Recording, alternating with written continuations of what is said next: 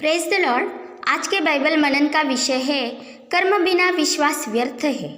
कर्म बिना विश्वास व्यर्थ है, इसलिए हमारा विश्वास कर्म सहित होना आवश्यक है। जो सच्चे मन से विश्वास करता है वो अपने विश्वास के अनुसार कर्म भी करने लगता है।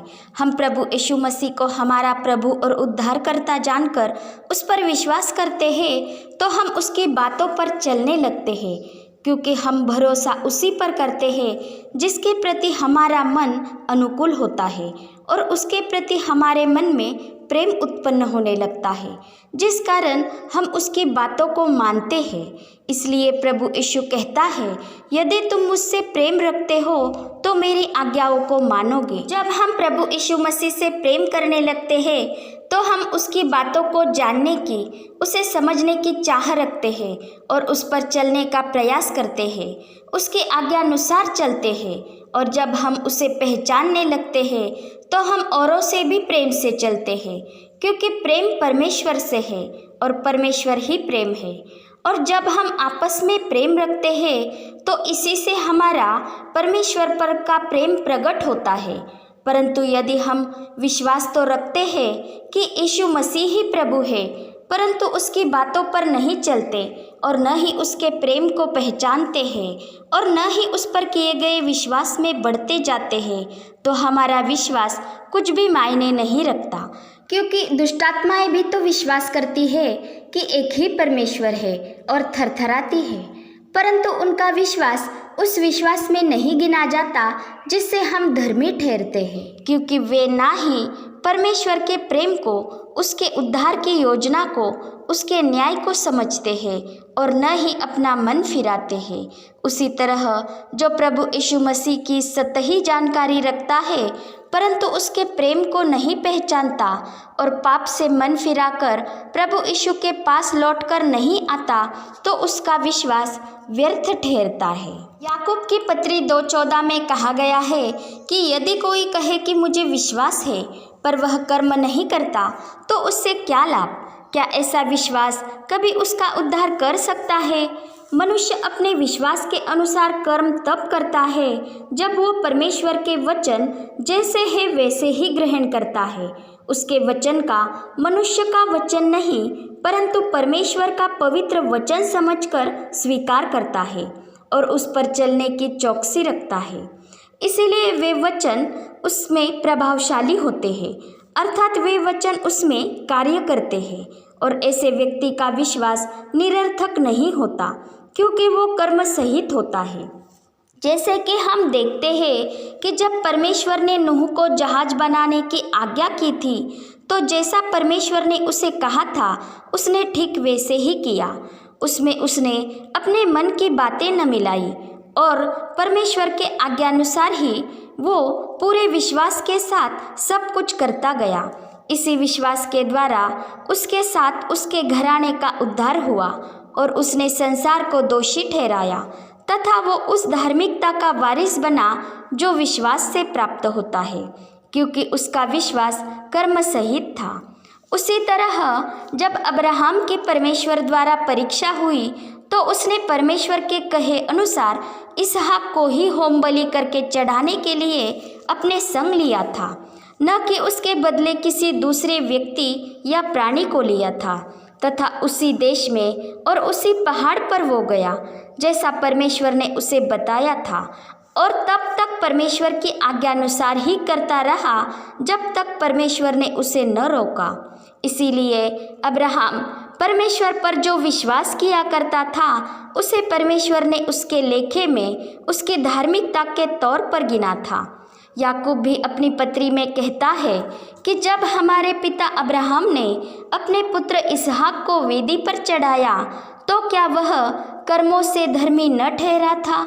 आज हम भी प्रभु यीशु मसीह पर किए गए विश्वास के द्वारा धर्मी ठहरते हैं, परंतु जब हम अपने मुंह से यीशु मसीह को प्रभु जानकर अंगीकार करते हैं और अपने मन से विश्वास करते हैं कि परमेश्वर ने उसे मरे हुओं में से जिलाया तो ही हम उद्धार पाते हैं। अर्थात जब हम मन से विश्वास करते हैं तो धर्मी ठहरते हैं, और जब हम मुंह से कबूल करते हैं तो उद्धार पाते हैं। और यह कबूल करना ही हमारा विश्वास के अनुसार किया गया कर्म है। जैसे कोई पति पत्नी अपने रिश्ते को कबूल करते हैं तो वे अपने जीवन में एक दूसरे का स्वीकार करते हैं, अपने जीवन में उसे स्थान देते हैं, एक दूसरे के प्रति अपनी जिम्मेदारियों को निभाते हैं और आजीवन पति पत्नी के रिश्ते से ही एक साथ रहते हैं। उसी तरह हम अपने जीवन में प्रभु यीशु मसीह को अपना प्रभु और उद्धारकर्ता के तौर पर कबूल करते हैं तो हम उसकी संगति में रहते हैं, उसके पवित्र आत्मा की अगुवाई में उसकी बातों पर चलते हैं, और तब ही हम उद्धार में बने रहते हैं, क्योंकि हमारा विश्वास कर्म सहित होता है। परंतु जो व्यक्ति प्रभु यीशु मसीह पर तो विश्वास करता है किंतु उसके वचनों को केवल कानों से सुनता है पर उसे अपने मन में जगह नहीं देता और न ही उस पर चलता है, तो ऐसे व्यक्ति का विश्वास मरा हुआ होता है। क्योंकि विश्वास यदि कर्म सहित न हो तो वो अपने स्वभाव में मरा हुआ है। क्योंकि ऐसा व्यक्ति उस मनुष्य के जैसा होता है जो दर्पण में अपना शारीरिक मुख देखकर चला जाता है और तुरंत भूल जाता है कि मैं कैसा था। अर्थात जब वो वचन सुनता है तो अपने अंदर की कमी घटियों को, बुराइयों को, पाप को देखता है, परंतु उसके पश्चात वो वहाँ से निकल जाता है और उस वचन को अपने अंदर प्रवेश करने नहीं देता। वो उस वचन को भूल जाता है और उसे टाल देता है, जिससे उसके जीवन में कुछ बदलाव नहीं आता। इसके साथ ही कई बार मनुष्य प्रभु पर विश्वास तो रखता है परंतु उसके वचन में अपने मन की बातों की या संसार के बातों की मिलावट करता है और वचन का विपरीत अर्थ करके उसे ग्रहण करता है, तो वो अपने आप के लिए उस वचन को टाल देता है जो वचन परिपूर्ण और अटल है, और उसे टालकर पाप में ही जीवन जीता है। और उसे लगता है कि वो धर्मी है जो वचन को सुनता है परंतु उसे मानते हुए उस पर चलता नहीं, तो वो अपने आप को ही धोखे में रखता है। प्रभु यीशु ने कहा है, मुझे हे प्रभु कहने वालों में से हर एक स्वर्ग के राज्य में प्रवेश न करेगा, परंतु जो मेरे स्वर्गीय पिता की इच्छा पर चलता है वो ही करेगा। इससे हम जान सकते हैं कि हम विश्वास और कर्म को अलग अलग नहीं कर सकते। जैसे कर्म बिना विश्वास मरा हुआ है, वैसे ही विश्वास बिना किए गए कर्म भी व्यर्थ और विपरीत हो जाते हैं।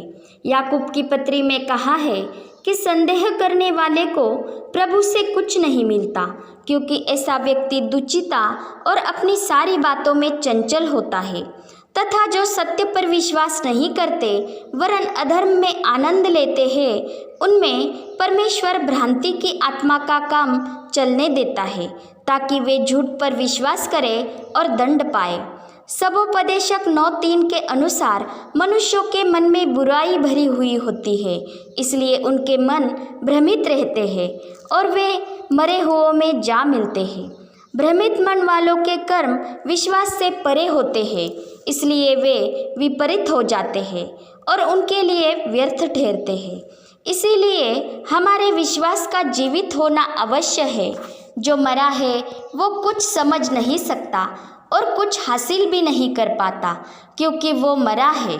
सबोपदेशक 9:4 में कहा है, जीवता कुत्ता मरे हुए सिंह से बढ़कर होता है। जिसका विश्वास जीवित होता है उसे आशा होती है, वह परमेश्वर की महिमा की आशा जो प्रभु यीशु मसीह है।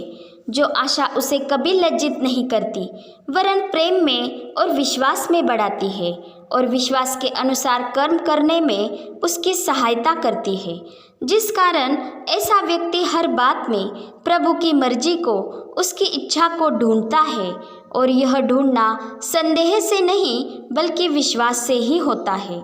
इस तरह जीवित विश्वास रखने वालों से ही परमेश्वर प्रसन्न होता है और अपने खोजने वालों को वो प्रतिफल देता है, क्योंकि कर्म बिना विश्वास व्यर्थ है और अपने स्वभाव में मरा हुआ है। पिता परमेश्वर का प्रेम, प्रभु यीशु मसीह का अनुग्रह और पवित्र आत्मा की सहभागिता हम सभी पर बनी रहे। आमीन।